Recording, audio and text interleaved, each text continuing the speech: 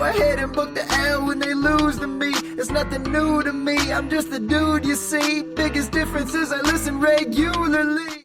We are back. Welcome to another episode of the Fantasy 40 podcast. It is now officially fantasy football playoff season. It felt like it was going quick, but now that it's here, it seemed like a long season. But we're going to do things a little different this week to get people ready for the fantasy playoffs.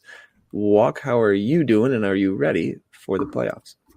I'm doing well, and you're right. It felt like forever, and then it seemed so fast that we're already in the fantasy football playoffs, and we're barreling down the path of the NFL playoffs and the holiday season. It's been such a weird year where I just think the world stopped spinning for a while, and here we are, week 14, fantasy football playoffs. So I'm with you on this new process. We're not going to break down every game. There's no buys anymore. There's just too much football at this point in time, which is good for the playoffs. So you don't have to deal with any teams on bye in week 13 like Tampa Bay and Carolina. So we got all systems go, and you suggested a pretty ingenious approach, let's say, to attacking this week 14, and it's going off of the implied team totals, because touchdowns and assumed yards with touchdowns and good offenses that are projected to score a lot of points are probably where you should be focusing your fantasy attention. So I'm going to let you lead the way as the typical spread implied team total guy, and we'll take it from there. Yeah, so basically what we're going to do is just look at the handful of top scoring projected totals teams this week, and then pick out the guys there to target. Obviously, it's going to be teams that already score, and then we're going to look at some of the lower scoring teams projected for this week and who we're going to fade there. There's a couple games with no lines this week, so mysteries at quarterback, and the Panthers, I think, have no wide receivers left because they're currently quarantined. But other than that, it should be pretty interesting. I mean, yeah, if you're still interested in fantasy football, you're probably in the playoffs, and you're going to keep rolling with the team that got you there. There's very little information now for fantasy teams in the playoffs that, no lights going over your head now for a team that already made the playoffs. So you're going to stick with the guys that got you there, but we're going to kind of look at the players in the games on the teams that should be putting up the most and least points this week. So jumping right into it, highest projected total this week. Green Bay Packers are looking at 31.5 as a 7-point favorite at Detroit. Detroit and the Bears actually put up a ton more points than I thought last week. And Detroit's probably going to have a decent offense to close the year with Bevel as head coach. He's got nothing to lose at this point. So it should be a shootout. Actually, the better Detroit is, the better that is for Green Bay here. So obviously our guy Aaron Jones, you're going to be rolling out Adams and Tanyan and Aaron Rodgers. So Packers should be the key to a lot of people getting into the next round of the playoffs. Agree wholeheartedly, and it's at Detroit, so perfect conditions inside of Ford Field, and I've witnessed firsthand what Green Bay does as an offense against my Eagles last week, and Aaron Rodgers did what he wanted to do, 295 and 3. Aaron Jones, 77-yard back-breaking touchdown late, so that kind of made his fantasy day and got him that touchdown, because as we well know, Aaron Jones is not allowed to score touchdowns in the red zone. They have to be of the 77-yard variety, so it was good to see him execute that, but he did outtouch Jamal Williams 15-5 as far as running back carries were concerned that game. And Devontae Adams is just foolproof. I said last week he's my dynasty 101 receiver, and nothing changed last week when he put 10 for 121 and 2 on my Eagles. Like, there's just a mind meld between the two. He's guaranteed double-digit targets. He's almost guaranteed 80 yards and a touchdown as his floor every single week that he is not injured. And he has obviously the 100+ 2 touchdown ceiling any given Sunday, because Aaron Rodgers will throw him 1-yard touchdowns all day if he sees fit. So Green Bay is a great team to target. And I know we're just going with the high implied teams, but on that other side, can DeAndre Swift please come back? Because I just watched 2 weeks of Adrian Peterson grind his way to low yardage and 4 rushing touchdowns, and Kerryon Johnson underwhelm in the pass catching role. I just want DeAndre Swift back in our lives because, to your point, better Detroit offense leads to more points on the Green Bay side of the house. So please, DeAndre, come back because Green Bay's run defense is nothing to write home about, and he could be a fantasy league winner down the stretch. If we're begging for Lions to come back, can we please get some fucking Kenny Galladay in our lives? I'm pretty sure that ship has sailed this season. I think he's not playing unless he's 100% because I believe there's a contract negotiation that is an undercurrent of this entire season for Kenny Galladay. Like, why was he never put on IR? He has missed more than 3 games multiple times already this season and no IR for him. So it's just, I believe we're at an impasse from him saying, pay me like the alpha I am, and them saying, but we're going to blow this whole thing up after the season. Yeah, it's possible. Yeah.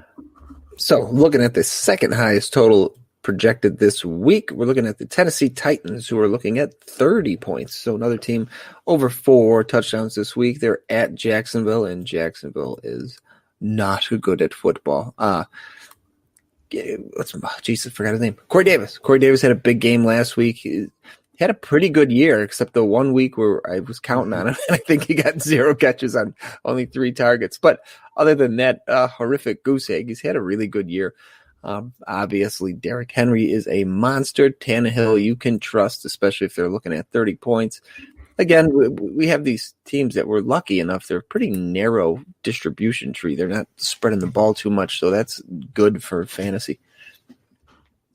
Yeah, I agree with you 100%. Corey Davis went 11 for 182 and a touchdown in an unexpected shootout against the Cleveland Browns, where Baker Mayfield decided to channel his Oklahoma Sooner days and throw 4 touchdowns in the first half. But 41-35 isn't coming every day. I think Jacksonville is game to score some points, but they're not going to make it a shootout. So I would believe this is going to be more of the Derrick Henry game they didn't get to have last week when he only handled 15 carries for 60 yards because they were getting boat raced early and having to come from behind. So expecting Tannehill to throw for almost 400 yards and 3 touchdowns again, I think is unexpected. I believe a balance of those yardage and points are going to come from Derrick Henry as they try and ride him to what should be a rather easy victory. They're a 7.5 point favorite against Jacksonville, but Jacksonville hasn't been lifeless. Like that, they had Dalvin Cook a week ago, and they took Dalvin Cook 32 carries to get to 120 yards, like sub 4 per carry, didn't score a touchdown. They haven't been as dreadful. They still give it up in the air because they just don't have good D-backs right now. I think DJ Henderson is still on IR, if I'm not mistaken, and it's just a mashed unit behind him. So maybe Corey Davis gets off. I'm not trusting Corey Davis in the playoffs, but if you're an A.J. Brown owner, you have to be pretty optimistic that even on a limited pass volume, he was about an inch away from having another solid day, even in, ironically enough, Corey Davis's shadow, where if he doesn't get stripped, his 4 for 87 is 4 for 88 and a touchdown as he's fighting for the end zone. So, yeah, I think this is Henry and A.J. Brown, and you don't go any further. Moving on down the board here, 29.7 projected. We got the Seattle Seahawks hosting the Jets. Seattle's backpedaling into the NFL playoffs, which is not good, but they're a pretty streaky team. So if they can right the ship in a few weeks here, no one's going to want to play them in the playoffs. They're kind of hitting their little lull here, but they tend to turn it on at the end of the year too. But go getting to play the Jets, everything it gets right, and the Seahawks defense is not the defense of old, and they've been more than willing to let teams pass all over them. Could be a week to play Darnold, but the Jets should come in, should be able to score a little more points than we would like to see, making Seattle score to keep up and win the game. Again, narrow distribution tree. You've got Russell Wilson, you got DK Metcalf, you got Lockett, and Chris Carson, and that is about it. Yeah, well said. I mean, they're almost a 2-touchdown favorite in this game with most of the projected points going Seattle's way. And I don't want to call myself a seer because I'm by far not one. I've lost far more bets than I've won in the NFL. But I said both that the Giants and the Washington football team were going to win outright last week against Seattle and Pittsburgh, respectively. And I wish I had the balls to moneyline those two with any significant coin because I would be a lot happier these days, but I just didn't. They both look like classic trap games And they were. Both teams fell into that trap. Now Seattle gets the get-right game home against the Jets in a heavy total. So this is how they get right going into the playoffs, and I agree. It's narrow distribution, so you're firing up Lockett and Metcalf. You should be rolling with Russell Wilson. You go with Chris Carson.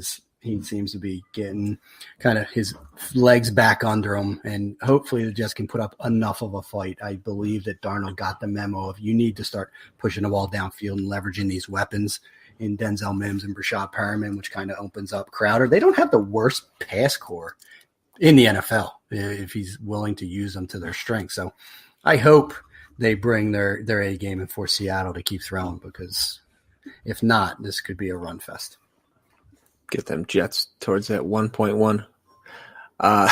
Yeah. Listen, they saw that slipping away, and Greg Williams said, all out blitz on 4th down. Let's just leave Henry Ruggs in man coverage. Like the genius he is, and then he was fired. He was mercy fired immediately after. So he took one for the team, New York Jets fans. So you should thank Greg Williams today, as he kept you in the tank for Trevor Bowl. So 29 points, looking at the Tampa Bay Buccaneers hosting the Minnesota Vikings. Tampa coming off the bye. I don't know what Arians' record is off the bye, but I hate Bruce Arians. So 29 points again. How do you feel about him? Huh? I was going to say, just tell me how you feel about him. Ugh, piece of shit. Stupid hat. If he wore just the regular ball cap, nobody would care about that guy. He wears a Kangol. Where's the Kangol? And everybody's like, this guy's pretty cool. So, yeah, Tampa 29. Ronald Jones is surprisingly been pretty damn good. RB1 this year, which makes me sick to my stomach. Mike Evans, despite his lack of volume and depth of targets and all the stuff that made him good in the past, he is getting in the end zone, which is helping him out this year. Godwin finally had some pins removed from his finger. I don't know what his status is for this week. I mean, he's probably going to play, but kind of a lost year for him. And Brady's in play. So Tampa, same thing. Not too many guys to go around here. Yeah, I wanted to make sure you mentioned that yes, Chris Godwin did have the pins removed from his broken left index finger and did not practice today. There's probably a little soreness in getting pins pulled out of your fingers. But while he had said pins in his fingers, he was still the best receiver in Tampa Bay. And amazingly caught just about everything thrown his way. So let's hope for a pretty solid finish, as Tampa still has a lot to play for. They're 2 games behind the Saints, and they lost both, so they don't even have the tiebreaker. So I think the division is quickly slipping away. It's officially over. Well, I don't think it's officially. I think it's unofficially over. But no, I think they got the little asterisk next to their name. They clinched a playoff berth, is what their asterisk is for the Saints. They would have to lose out, and the Bucs would have to win out for that not to be the case. So once the Saints beat my Eagles this Sunday, they will have the clinched division berth or division under their belt. But the Saints still have to play because there's only one team getting a bye with the new playoff structure now. So that will keep things interesting for everyone. But back to the Tampa Bay side of the house, going against Minnesota, like off the bye, this should just be a get-right passing game for Tom Brady and company, because the Minnesota secondary is no bueno. They like teams to be able to throw and score on them via the air. They let Mike Glennon throw for 280 on them. Yeah, they did get 2 picks from him, but this is Mike Glennon we're talking about. Okay, Mike Glennon shouldn't throw for 280 and a touchdown against college football teams at this point. So to do it against Minnesota makes Tom Brady a QB1, coming out of the bye. I see a 300-yard, 3-touchdown day coming from him. Everyone's about as healthy as they can be. You mentioned Chris Godwin. There's no other injuries and notes. So you're getting Godwin, Evans, and Antonio Brown 3 wide. You're getting Gronk off a bye. Unfortunately, Ronald Jones continues to be a thing, and Leonard Fournette doesn't, but they just can continue to roll out weapons. And that implied total isn't surprising. We don't even see Minnesota anywhere near this high. I have to scroll down and look for that logo. As you said, 22.5. So not insignificant for Minnesota, but nowhere near the 29 implied total for Tampa Bay. Outstanding. The only other team with over 28 points is the Kansas City Chiefs. Not surprising. Because of course. Yeah, they're up there. This might be the lowest they've been in a week for a long time. They're the fifth highest scoring projected scoring team. Usually they're definitely in the top three every single week, and rightfully so. There's not much to add here. Edwards-Helaire, I think, was sick last week, didn't do anything at all, but no one else really did anything in his absence. So Chiefs are kind of going to do what the Chiefs do. Tyreek Hill and Kelsey are obviously must starts every week for the foreseeable future, as is Pat Mahomes. The secondary receivers, I'm not too high on any of them. And then now, Edwards-Helaire scares the shit out of me now because they haven't used him heavily, bringing in Bell, but Bell really hasn't done anything. They're just throwing the ball a ton and not getting much out of the running game, unfortunately. Yeah, and I did not watch Sunday Night Football, as I discussed in the intro of this. I was moving Sunday, so I did not even get to watch that closer than it should have been 22-16 win against the Broncos. But I heard that Tyreek Hill should have had like 3 touchdowns in this game, where there was even one that he caught that he didn't know he caught, where they didn't challenge it and they punted it away when he caught one that I think it would have been like a 50-yard touchdown, and another was called back on penalties. So it was so close to a massive Tyreek and Mahomes day. Mahomes ended up with the quietest 318-yard, 1-touchdown game, I think, in the history of football. But yeah, you're right.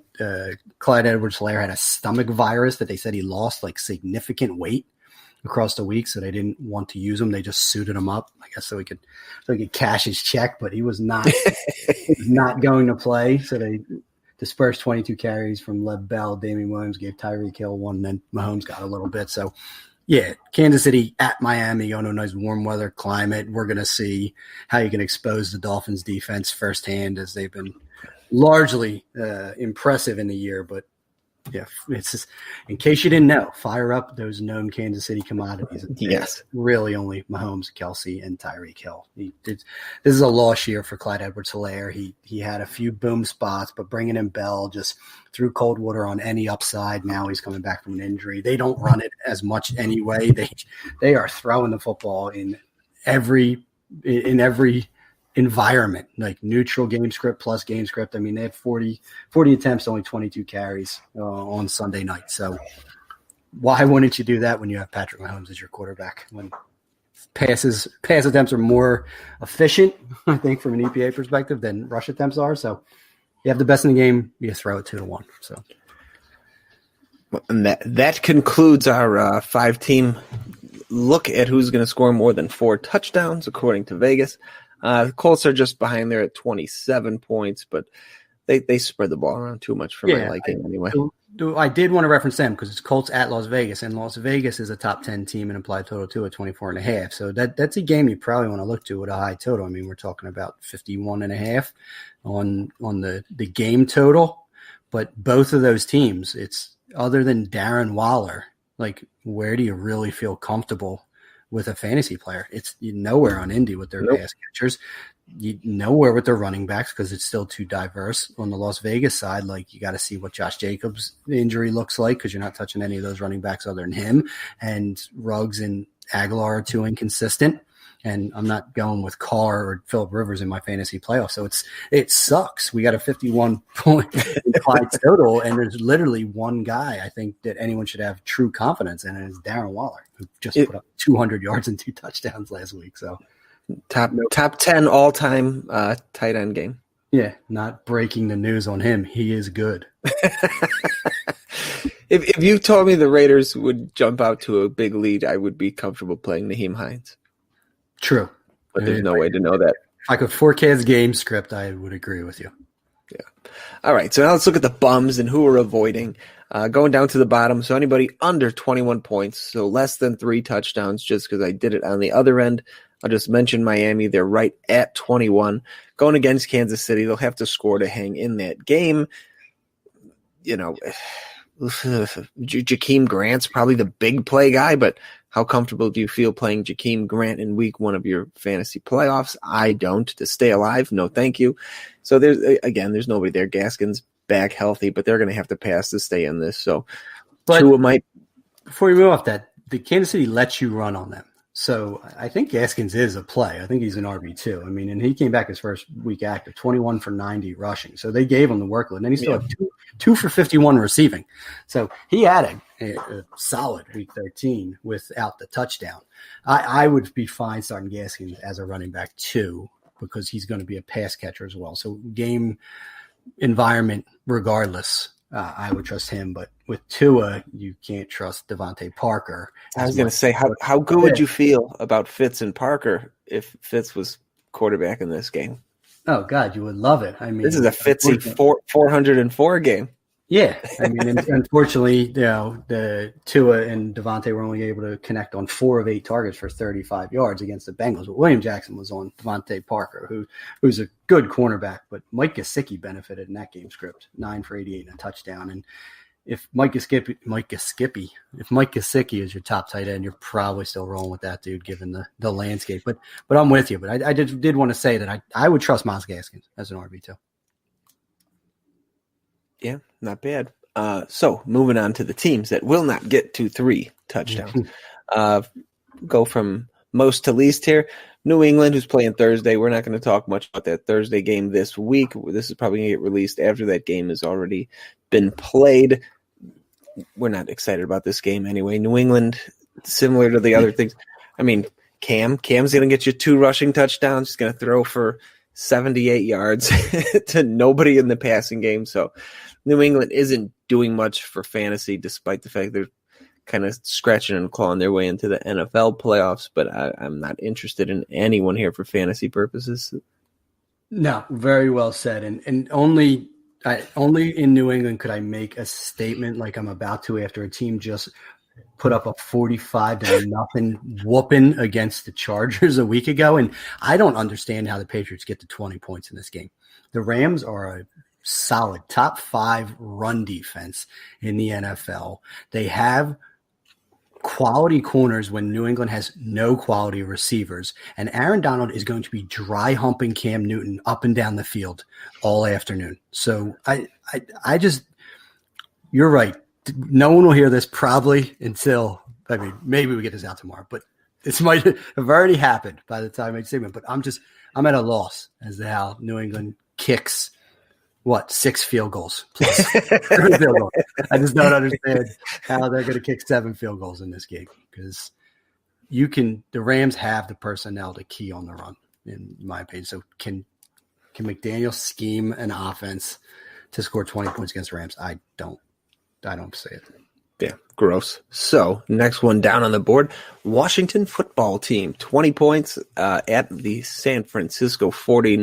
Arizona 49ers for the foreseeable future. Yeah, this is kind of the game. Washington's coming off that big win, but in a normal season, I would say that they're in a big letdown spot after that primetime game and they beat the Steelers. But they're a good. I like the personnel they have. I like their coaching staff.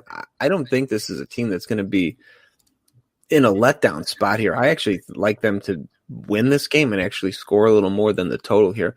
If I was looking for a sneaky team, although Gibson's toes banged up, I don't know who I would trust here for fantasy. Because you're not, again, Alex Smith, winner go home in the fantasy playoffs. No, thank you. McLaurin didn't do much last week. So there's nobody I trust here, but I do like the football team to win.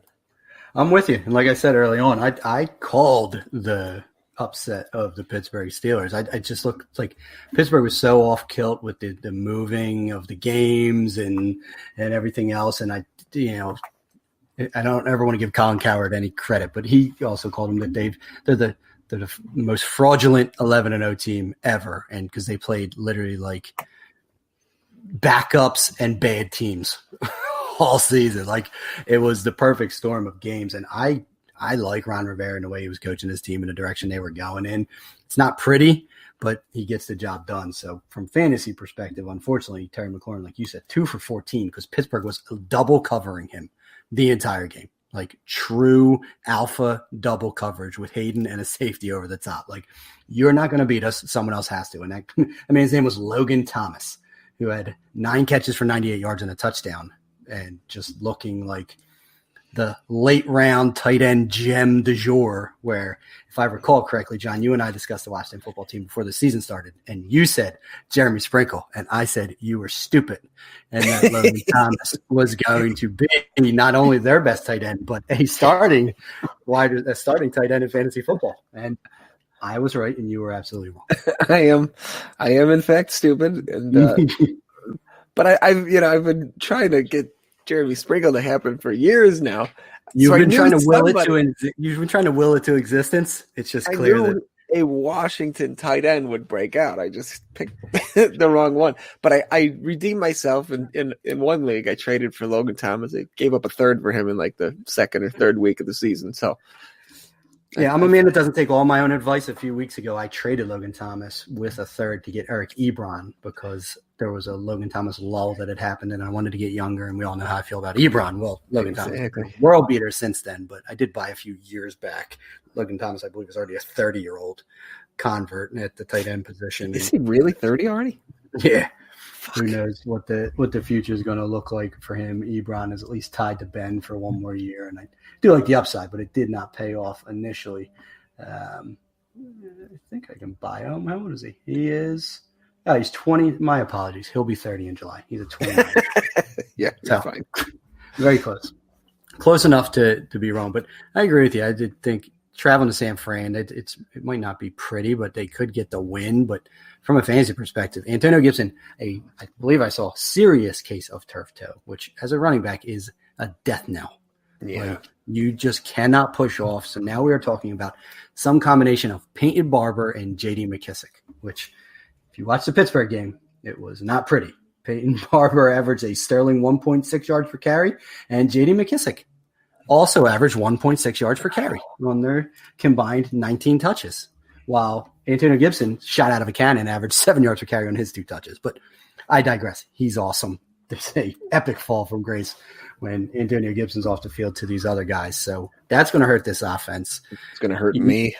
Yeah. We are carried heavy podcast. So yes, I cannot imagine him playing this week. They do have something to play for still. I believe they're actually in first place. Technically second. They're technically second. Okay. Yes, they are, because I guess they don't have the tiebreaker. But correct. Yeah, they right there with the Giants. They are in the playoff race in the NFC East. I mean, it's a 2-horse race, and who would have thought those horses would be the Giants and the football team? But this is where we're at. So congratulations, Washington. You made the right call on Ron Rivera, and you're going in the right direction. Now go get yourself a quarterback and maximize some of these assets, including John's boy Terry McLaurin. But get off of Washington. Let's talk about how bad the Cincinnati-Dallas game is. So, yeah, the Bengals, we're looking at teams under 21. Bengals can't even get to 20, 19.75, and that's probably generous to any team led by Ryan Finley. Oh, no, it's who knows? Brandon Allen I don't know if he got hurt or yanked, but I think Ryan Finley finished the game last week. The point is they're both horrific. They're going to have a hard time getting to 19.75. With those guys at quarterback, the entire offense takes a step back. AJ Green is not the AJ Green of old, and now he has no quarterback. Tyler Boyd is probably the safest, in quotes, and the wince in my eye as I say it. And T. Higgins takes a big hit here. You can't play any Bengals with any confidence this week.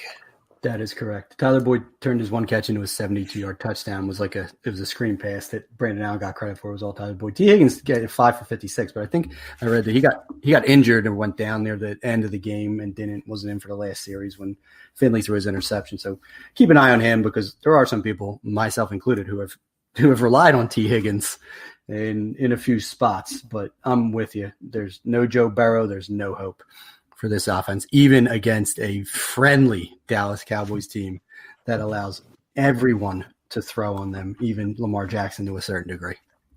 Yeah, that's the worst part is, I've been just keying up guys against them. I'm like, oh, they're playing Dallas this week. I'll plug this guy in my lineup, but not with these quarterback options.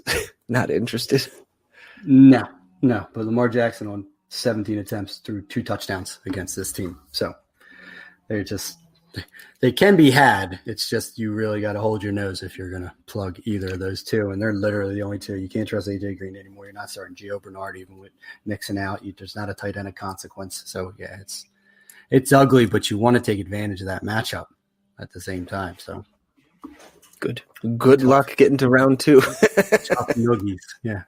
So moving down, we'll go to Walker's neck of the woods. Surprising to me, actually. I know New Orleans has decent defense, but your Philadelphia Eagles only looking at 18.75 points. I didn't see the Eagles game last week. I saw some of the highlights. The little bit I saw, I thought they looked a little better with Hurts in there. I mean, it gives them, a little different look for that offense, and he was firing the ball down the field. Hit Rager for a long one. Of all the teams under 21 points, this is the only one I think may go over. The rest I think are appropriately priced. But obviously Hurts' big start going against New Orleans defense. There was a chance they crater here, but I wouldn't want to trust anyone in somebody's first NFL start to get me into the second round of the playoffs. Agreed. And this is a tough one because, as you mentioned, Doug Peterson named Jalen Hurts a starter for just this week. This isn't at least his words. Who fuck knows what's going on in his head right now? But and then his job is to build Carson back up because he knows he's a great quarterback. Like Doug Peterson is trying to save his job right now is what's going on, and it's unfortunate on multiple levels because Wentz deserves better, and now Jalen Hurts is getting thrown to the wolves against the Saints in New Orleans, where it's kind of carrying this low implied team total. Where, I watched the game begrudgingly, like had to hold my own eyes open to get through that entire experience. But he looked okay. He got out of the pocket. I don't know if that was more by design or just by nature for him because Carson Wentz never broke the pocket on any naked boots or anything. Like that's what Philadelphia's been clamoring for weeks is get Carson Wentz outside of the pocket. This O-line stinks, and he's under such duress that he's taking sacks and at an epic rate and throwing interceptions and fumbling. Like roll him out, and that just never happened. But then immediately Jalen Hurts is on the boundary. Seems like every single play. So I'm extremely curious if that's play calling or just, how he plays because he extends plays. These guys are getting open. He trusts what he sees a little bit more than Carson does right now. And he's willing to cut it loose, but it also leads to a critical interception that he threw as well. But he's going to pile up some rushing yards because he will. He should have a Kyler Murray-esque type rushing stat line where he can rush for 40 or 50 yards just on scrambles and broken plays, and he seems to protect himself. He's not taking big hits. I don't know he's going to have the rushing touchdown upside of Kyler, but I'm scared as an Eagles fan for how big this could be. Vegas seems to agree with me that this shouldn't be all that close. The Saints do have a tremendous run defense, so you can't even have a glimmer of optimism with Miles Sanders because not only is he not seeing enough work, the Saints are a shutdown defense. So I doubt Miles Sanders carried many teams to the playoffs this year between injuries and ineffectiveness, and it's all coming to a head right here where Goddard and maybe Ertz are the only two I have any semblance of confidence in, and that's literally because they're tight ends. Do you think if they win or hang in this game, Hurts gets the next start also? If they win, he just has to by default. Yeah. I mean, if they hang in there, I think it gives Doug enough wiggle room either way to try and figure that out. And my apologies. I thought they were in New Orleans. They're at home. I don't even know what's going on with my Eagles anymore because I can't go to games. So what the fuck does it matter? Or not. But then they go at Cardinals, at Cowboys versus football team. So it's not the worst finish if they can right the ship from a fantasy perspective. It's just a rough start against these Saints because they're not a plus matchup really anywhere except I think in the secondary. And Jalen Hurts isn't going to throw for 303 touchdowns. It's just not going to happen. Dun, dun, dun. Heard it here, folks. And last and certainly least, the horrific New York Jets with a total of 16.25. So can't even get themselves 2 touchdowns and a field goal. So they are facing Seattle, who's been very suspect in the secondary, and shockingly, it's one of the few places the Jets they'd probably be better off in this game with Flacco just firing YOLO balls to Perryman and Mims. I don't know if Darnold necessarily has that in him. Begrudgingly, he doesn't want to. Yeah, but given Seattle's secondary, what they've allowed this year, it is pretty shocking to see the Jets still only projected to score 16. So not that you're comfortably playing any Jets this week anyway, and you're probably not even in the playoffs if you've been relying on Jet players because they have not been very good from a fantasy perspective. Obviously, you're fading the Jets here. There's not much to dig into. The Jets have scored 27 or more points in 3 of the last 4 games. And that just shocked me to go look at that, given what you said about the 16 implied total. And Seattle is going to make them have to put up points. I think Jamison Crowder can have a week here. Frank Gore had a concussion and left early. And listen, I never will speak ill of Frank Gore. What he's done is amazing. But he has been holding back just entire offenses for years at this point in time. Like younger, more explosive players like Ty Johnson, who I liked and thought got the short end of the stick in Detroit when they drafted DeAndre Swift. 22 for 104 and a touchdown. Yeah. Josh Adams, who was an Eagle, who I spot picked up everywhere when he got the start earlier in the season due to injury, and then they ended up sending him back to the practice squad. He hit 8 for 74, 9.2 yards per carry. Like just more effective, explosive players than Steady Eddie Frank Gore at this point in time. Now, you can't trust either of them, but sure as shit, I would have liked to see these guys if they were doing this for like 3 or 4 weeks now. You know, is Tyler Johnson going to get 20 carries? Because you tell me a running back's going to get 20 carries against Seattle, I'm listening. He's at least flex worthy, but to your point, I mean, you can't trust anything more. In a game that scored 28 points, Sam Darnold threw for 186 yards, and both touchdowns went to Crowder, who is his best friend and his favorite target. Mims and Perriman can't get maximized with Sam Darnold. So. Look, all these guys are showing flashes, and then Gase will be out of the picture, and they'll all pop next year. So get your Jets while you can get them on the cheap, because they're about to take flight. As we've seen with everyone who departed Miami. As soon as anyone can get away from Adam Gase, their career blossoms. So go out there and pick up these bum-ass Jets for the offseason to stash them, because next year with a new coach, or not even, just next year away from Adam Gase. Yeah, Chris Herndon, 2021. Let's keep it going. God, what a dog shit year. I thought he was hurt. He's just been awful. He's been that bad. Yeah, they just will not throw in the ball. So, yeah, and you said there's a couple games that are off right now. The Giants don't have a line. The Arizona Cardinals, which I don't know why they don't. Carolina, you mentioned they don't have a receiver core right now. And then Denver, which some of them don't really make that much sense to me. Because they're playing each other, so there's no projected total. Okay, gotcha. So yeah, Denver's out because Carolina doesn't have any receivers. And Arizona's out because they haven't named Daniel Jones. Yeah. Gotcha. So it's very limited as to the rationale, but there's probably some lower team totals there. The Giants would probably be one of the lower teams, and Denver as well. So that was a nice little thought exercise, Jonathan. Well said. And then you also suggested tapping into Mike Clay's recent tweet about playoff strength of schedule for some of these teams. And you had to explain to me what this color coding system meant, because I took it the exact wrong way. Mike Clay, be clearer in your tweets, my friend, so I don't have to have John DeBar explain to me what I'm looking at here. But why don't you give me and the listeners the skinny on what we're looking at, and then we'll dive into a couple teams. So, yeah. Mike Clay on Twitter, I'll give you the date if anybody wants to go check it out for themselves on Twitter, December 9th at 6:56 a.m. if you want to go find it. He tweeted out the strength of schedules for the fantasy playoffs, so weeks 14, 15, and 16. He split it up into 2 ways, which I think makes it a little more confusing, but he did one way, which is based on points allowed per the position, and then another way, which is points allowed above expected, so kind of adjusts for strength of schedule and stuff like that. And it's pretty color coded that Walker couldn't get red bad, green good. So that's the short version of it. So we'll just kind of break it down by position: quarterback, running back, wide receiver, tight end, and who's got the best and worst matchups kind of going into the fantasy playoffs. So just sticking with quarterback here, looking at the guys that have the best matchups. I'll just kind of run through the good ones quick, and then any anything you think I missed or would like to comment on, go for it. So quarterbacks with good matchups going into the fantasy playoffs. Matt Ryan, Mitch Trubisky, ugh.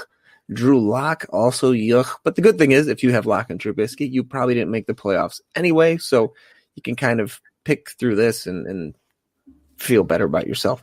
Then a lot of it's kind of the bottom of the alphabet here. The Niners, the Buccaneers, the Titans, and the Washington football team all have pretty favorable matchups for quarterbacks in the playoffs. You have me very confused because I think you were pivoting between raw and adjusted on the quarterbacks because Denver is raw 1, but 11 adjusted. So I kind of went green and green. Anybody that had dual greens. Okay, fair enough. Okay, well because Dallas went down to the 5th on adjusted, so I thought you were going to say Andy Dalton. So this is where you got me. I'm just looking on this adjusted side because as Mike Clay is saying, it's adjusted for strength of schedule. So that's I think where he intended to use, but now I get where you were here. So none of those names strike fear in the hearts of fantasy opponents. So that's I don't want to go against Brady. I think Brady and Tannehill, I think are both, and Brady off the bye, he should be refreshed. But he usually craters it. He's cratered at the end of the last few seasons. And I don't know if it's, the conditions in New England as opposed to the conditions in Tampa Bay. But I can tell you, as a past Brady owner in a dynasty league, I got scared come playoff time because then you started seeing like these 200-yard, 1 touchdown games out of him with such a run-heavy script as to not have him dropping back and throwing it 30 and 40 times. So I'm with you. It's set up perfectly for him. It's set up wonderfully for Tannehill as well, who has been a revelation. And then the rest is like, do you trust Matt Ryan? If it's a healthy Julio, maybe. If it's not Julio, you want nothing to do with it. Mitch Trubisky has the best adjusted strength of schedule for the fantasy playoffs. Mitch Trubisky, who I didn't watch the game, but had a decent stat line. They ran it more effectively than I thought they would have a week ago. So Montgomery and Cordell Patterson got all the touchdowns, but I heard he made some boneheaded throws and decisions late. But he's a guy that could put up 303 touchdowns any given Sunday. He's also got to go throw 5 interceptions in a week. So if you want to trust your fantasy playoffs to Mitchell Trubisky, you'd be my guest. I will not be doing that. Like I said, too, when you kind of go through the teams that have favorable matchups, a lot of them aren't they're not quarterbacks that even you're probably not in the playoffs. Like I said, that you didn't get there with Trubisky, and Trubisky's not carrying you from here out. So it's kind of dead in the water. Same with Drew Lock in Denver. The few guys that you probably played all year and are going to do well for you in the playoffs, it's only Matt Ryan, Matt Stafford, Tom Brady, and Ryan Tannehill. And the irony is there's not a apples-to-apples correlation to the wide receivers that I'm seeing outside of Chicago. Where Tampa Bay. They're right there too. And Tennessee holds true, and so does the Washington football team by and large. But adjusted wide receiver rankings number 1. So that's probably what's carrying Mitch Trubisky a lot. So Allen Robinson is seeing his fair share of targets, will continue to be an alpha. Unfortunately, Cincinnati, who we talked about in the implied team totals, their adjusted is the 3rd best schedule for wide receivers, but they just don't have a quarterback capable of throwing these receivers the ball, which is unfortunate because it would have been one hell of a finish for Barrow and these pass catchers going into the fantasy playoffs. So that's unfortunate. Dallas, very much the same. Their quarterback is adjusted to 5, and so are their receivers. But do you trust Andy Dalton to continue to maximize the likes of Amari Cooper and CeeDee Lamb, and to a lesser extent Michael Gallup and Dalton Schultz? Because I don't. I don't hate him. I mean, but again, did he even get you into the fucking playoffs? A lot of these guys with the good matchups didn't have a good enough year to even get you to the point where it matters. Yeah, not as a quarterback, but the receivers. And Amari Cooper found his way into the end zone against Baltimore when they just got drubbed. I mean, Dalton had a nice stat line, but the leading receiver was Michael Gallup, 7 for 86 and a touchdown. Like, yeah, if you had Michael Gallup, you're not in the playoffs. And if you had Michael Gallup and he was one of your bench guys, you're not going to run him back this week because he hasn't done that all the entire season. And then we want to talk about Ezekiel Elliott. For God's sake, where's Dallas? As far as running backs, terrible schedule and he's already created out. If you were a Zeke owner, you're not in the playoffs more than likely. So that's largely irrelevant. But let's look at some more of these running backs, and you just want to run down. Well, let's go back to, we're doing the quarterback wide receiver correlation. So let's look at the good wide receiver matchups too. So you mentioned Allen Robinson, and again, I'm just going to look at the teams with fantasy relevant guys.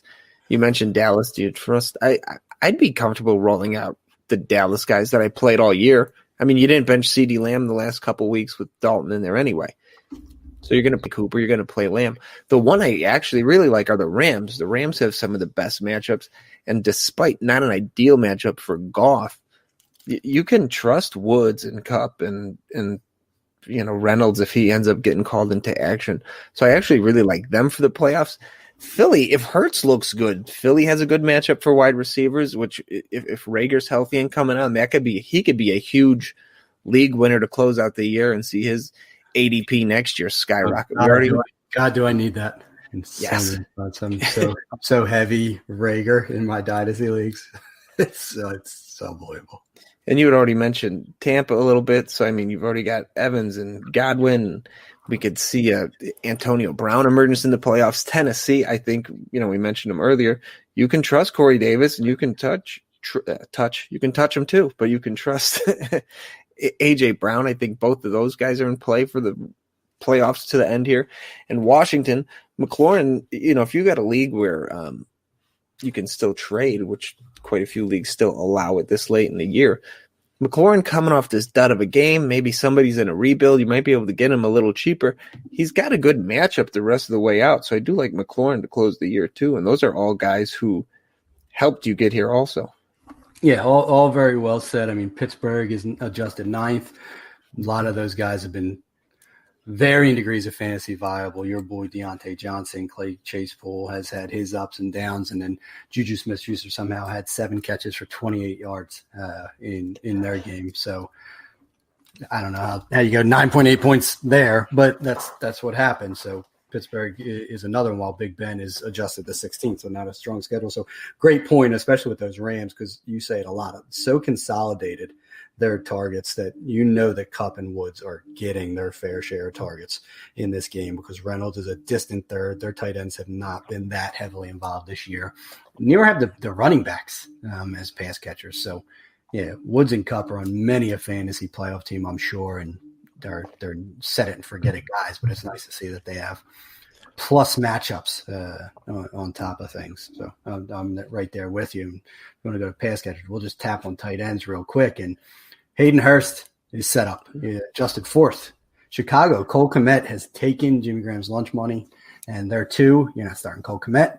Denver, 5, Noah Fant. You can definitely start Noah Fant with Drew Lock. Jacksonville is also 5, but what are you starting? Tyler Eifert? No, thank you. The Saints are 1, but I will not trust Jared Cook unless Drew Brees is back under center, because I know that Taysom Hill has not been abysmal, but that they don't want him throwing the ball if they can possibly help it, and I don't know that they'll have to do it against the Eagles. Seattle is 2. No one to start there. San Fran is 8. No Kittle. Tampa Bay is 7. And I think Gronk is someone that if you have, you're already starting. So unfortunately, more often than not, some of the better matchups don't have a player capable of maximizing those opportunities. Yeah, I mean, we didn't get a chance to really dig through this before we started recording, and now that we're looking at it and kind of breaking it down and seeing who has the good matchups, I wouldn't be surprised to see a lot of the number 1 seeds not win this year, because the teams with probably slightly shittier rosters probably have a little bit of a better matchup for the next 3 weeks going into the playoffs. So I wouldn't feel very confident with a team that came into the playoffs strong, because the matchups actually kind of favor shittier players this year. Yeah, very well said. I mean, I tapped on Seattle at the end of known of consequence. So let's just run down. They're adjusted 11th for quarterback, so low end 1, 31st for running back, 27th for receivers. So the players that you're trusting that got you there, Carson, Metcalf, Lockett, even Russell Wilson to a certain extent, none of them have plus matchups for the fantasy playoffs, and that's unfortunate. Yeah, tight end is good, but Olsen's banged up. It's not what Disley's going to carry you to a championship. No one's putting him in week how big are your balls to put Will Dissly in week 16? Listen, I mean, it's compounded by the fact that I think Jacob Hollister is running more routes than Dissly. So it's just they're just cobbling it together while Greg Olson's on IR trying to make it back for the playoffs. But yeah, that's their prime matchup, is the one that there isn't a viable option. And so through a few others, and teams riding James Robinson thus far, they're schedule adjusted 28th, and their wide receivers are 32nd. So if you were a DJ Chark guy, and he hasn't really been, I don't think he's carrying many people to playoffs, but dreadful matchups, and 28th for the quarterback. But hey, they're 5th for tight end. So, again, if you're a Tyler Eifert enthusiast, temper expectations on Jacksonville a little bit as well, because they're just redded out. And the worst of all, that name we didn't speak of in any capacity, the Buffalo Bills. Oh, across the board, terrible. 31st adjusted quarterback, 30th adjusted running back, which doesn't matter because they don't really – you're not starting Singletary or Moss if you can help it. 22nd against wide receiver and 31st against tight end. I have never seen something as dreadful in my entire life as that stretch for guys, where the 22nd receiver adjustment is by far the best on this entire team. Listen, you did a bad job, dude. Don't know how else to say it. You fucked up. I do too, but I hate paying people for shit I know I can do. I had this conversation at work the other day. These girls I was working with were ordering food from, I don't know, Postmates, I guess, which I never even heard of. I'm like, it's food delivery. I'm like, I've never even had a pizza. I've had 2 pizzas delivered to my house my whole life. I'm very much of, I'll go get it. Yeah, me I'm too. not paying you delivery fee plus the tip. Fuck no. To drive it to me for 5 minutes. It's like people that are willing to pay someone to deliver McDonald's to their house. I'm like, McDonald's is already too expensive as is. You're adding a layer onto that convenience, and you're okay with that? You just bought a $15 double cheeseburger from McDonald's. How do you justify that? we're in lockstep there. But Postmates is a huge company. I'm pretty sure they're the official food delivery sponsor of the NFL. I'm pretty sure about that. I was like, what is that? I'm like, what are you checking your mail? I thought it was a fucking... Yeah, it's a weird name. It's like, DoorDash, Postmates. There's DoorDash, if you think for a second, it makes sense. But there's one that I forget what it's called, Go Puff. It's literally for potheads. It's like an after-hours delivery service. They'll go convenience stores for you, pick up all your munchies. Do you want cookies? Sure, pay us $10. We'll deliver your cookies. There's scams out there every day, and people willing to partake. Just cashing in on laziness. It's amazing.